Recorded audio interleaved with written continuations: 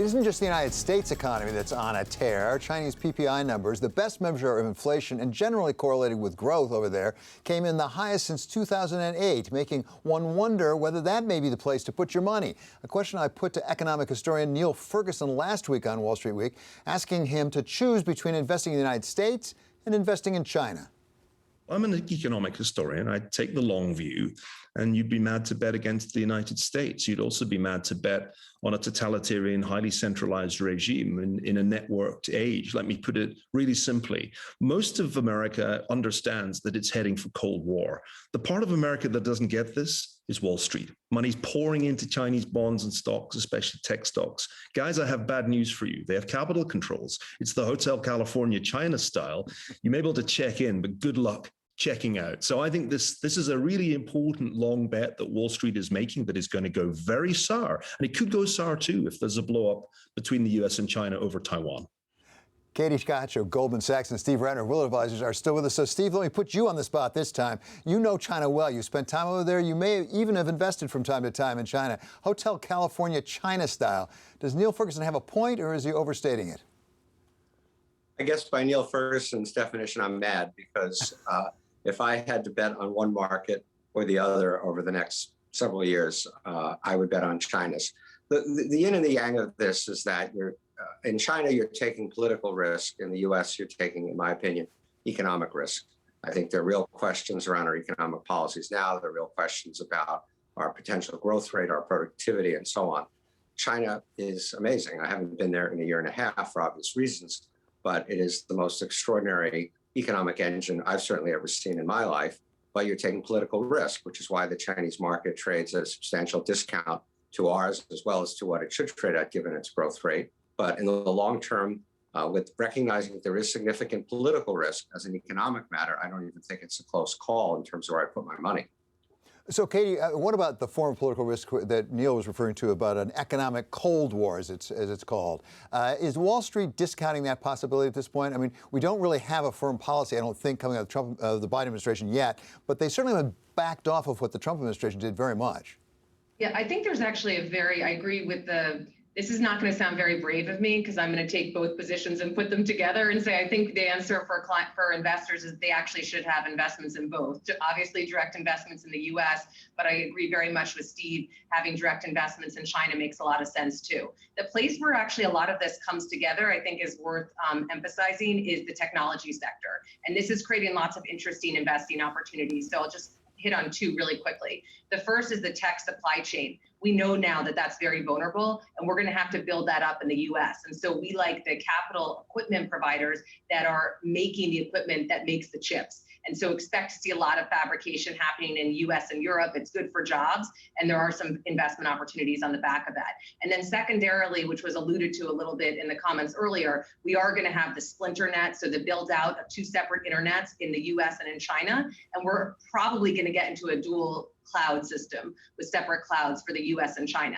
And I think they're both great opportunities, but the reality is you're going to have to be invested directly into both those countries to take advantage of that and the opportunity that it's going to bring in the next decade and beyond. Steve, you and others who really know this area have taught me you don't get reward without risk. But when you come to tech, the particular tech aspect, there may be the biggest reward potentially. There's also the biggest political risk, isn't there? Because that really is national security, both from the U.S. side and from the China side. Sure, that is true. I think the risks in China, as I said, are more political than economic, and I think they fall into a couple of buckets. I think it's very clear that the Chinese government is concerned about the size and scope of the biggest companies, which happen to be tech companies or tech-related companies, Alibaba obviously being the poster child of that, but others have come in for their share of noose tightening by the Chinese government as well. But the second thing you have to watch the Chinese government is that what they're trying to do is, oddly enough, maybe not oddly, very pro-consumer. They're trying to create more competition. They're trying to deal with issues about online education and taking advantage of consumers. They're trying to deal with their version of Uber drivers, their delivery people, and how they're treated.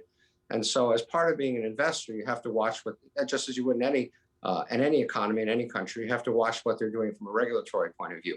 But once you get below the headlines, the biggest tech companies, some of the other sectors that they've clearly gone after, there's still a huge array of sectors, companies, interesting things going on there that we think are very investable, and we are investing in them actively. Katie, let me ask about a different risk that Wall Street may or may not be paying attention to. That's the meme stocks. I mean, we all know what the risk is in the stocks themselves. I think we can all figure that out just looking at the volatility.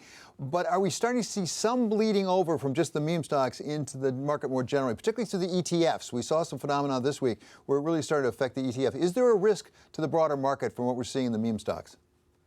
I just want to start. Sorry, that was from Katie. Katie, you go ahead. Thanks, Steve. I just want to say broadly, we're pretty excited about the increased participation of retail investors in the equity market. Deeper market participation with more views being expressed is very good for active management. So we like bigger retail participation. I also think it's interesting that people dismiss this, that it was just a pandemic phenomenon, but that's clearly not true now because the world's reopening and the retail investor is still very engaged, as you mentioned, David, in ETFs, but also in these meme stocks. And the activity does remain elevated. We invest in some of the brokers that cater to retail investors, and volumes are still up 4x daily traded volumes versus pre-pandemic.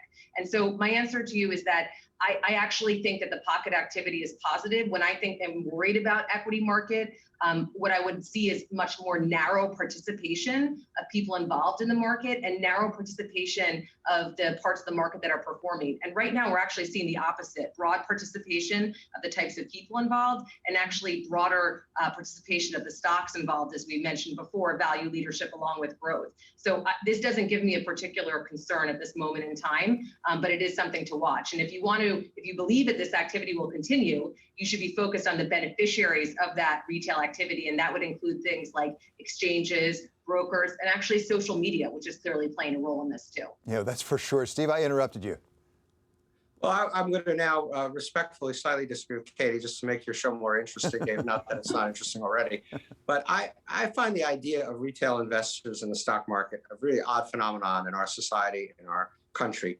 You would not fix your own plumbing. You would not repair your own electricity. You would not do a lot of other things on your own. That's why we have people to help us with it. But yet people think they can pick their own stocks. And I find that a little bit crazy. And obviously we're seeing that now play out in spades in the meme stocks. I don't exactly know what to do about it. I don't think we should ban or somehow keep people from buying stocks. I do think, and Gary Gensler, the new chairman of the SEC, has, I think, suggested he's going to do this. Take a close look at payments for order flow and other things that artificially depress the cost of people of trading so that they are inclined to do more than they really should. But I do find the whole idea of individuals picking their own stocks to be a very weird phenomenon that's been with us a long time and it's not going away. But I think they're better off giving their money to people like Goldman Sachs that can manage it well for them. There he is. You got a plug for you, Katie, and Goldman Sachs. But okay, so Katie, I'm going to give you the last word here. But it reminds me of the old saw that a lawyer has himself for a client, has a fool for a client.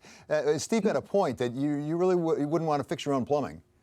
Yeah, I mean, first of all, Steve, what an incredible endorsement. I really appreciate that. And so I think the answer is probably somewhere in between. I like the engagement. I like the optimism of people being involved in the equity markets, and people should do that. And they should also consider alongside that professional money managers that can get them on the right side of the disruption and innovation that's happening in the world at attractive valuations, buying long-term secular winners. So I think combining both for people is probably the healthy way to approach it. Okay, Steve, very quickly at the end, is it a canary in the mine shaft that we got too much money floating around?